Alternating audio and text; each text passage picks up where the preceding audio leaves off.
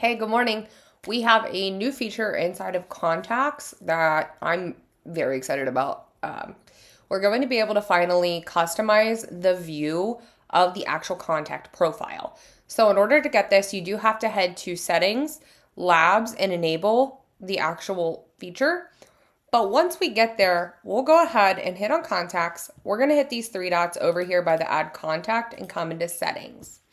That'll bring you to your contact management area where you can set your details, associations, custom fields, but you can also see you can customize the contact detail view. So we'll have your default here. I'm going to hit add view. We're just going to name it test view. And then you can assign the users that will have access to this one and create. Once that's done, I'll just go ahead and click into my test view. And then you'll see that we can kind of start to reorder all of our different things here. So maybe I just want this one to be a little easier. And I don't want to add in any of, I don't want to show the affiliate application. Let's pretend that this is just onboarding. I just want a view for my newly onboarded people or people that are currently onboarding.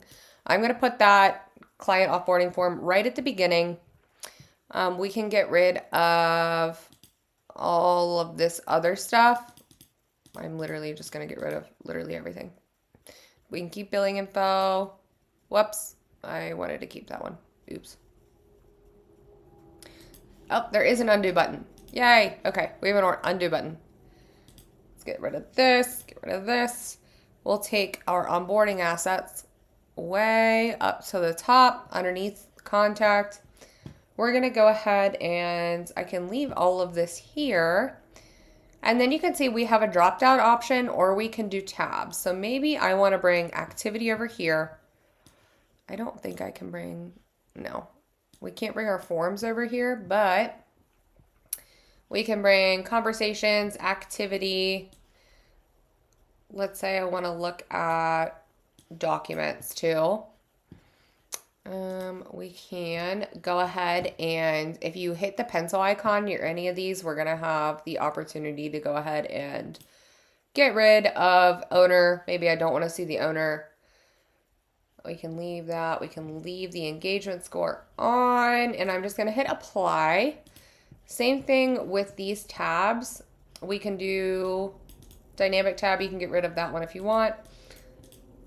Show, hide, rearrange. Okay, I don't know why it's not letting me. It's not letting me do anything there. That is okay. And that honestly looks pretty good to me. Actions. We want to do workflows first. Okay. And that looks pretty good. So we can also switch between a 2 panel and a 3 panel. So you can see we can switch 2 or 3, whichever one you want to do. I'm just going to leave it as that and then we'll hit save. Now I'm going to come back to contacts. Let me go into tester.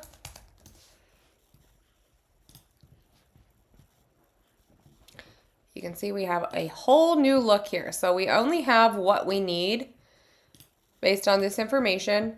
I have my activity here, I have documents here, and then we have all of the other options still over here.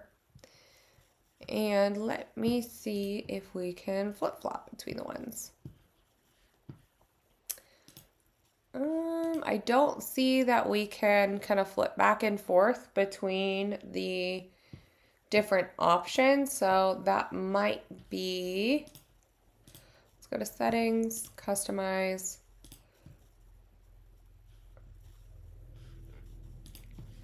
Okay. Oh, you just have to add yourself.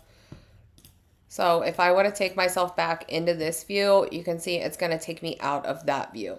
So we can't flip-flop between the different views, but you can customize it for every single person inside of your agency or sub-account. This I can see being super, super useful for different roles. So me, management, I'm probably going to need all the different roles.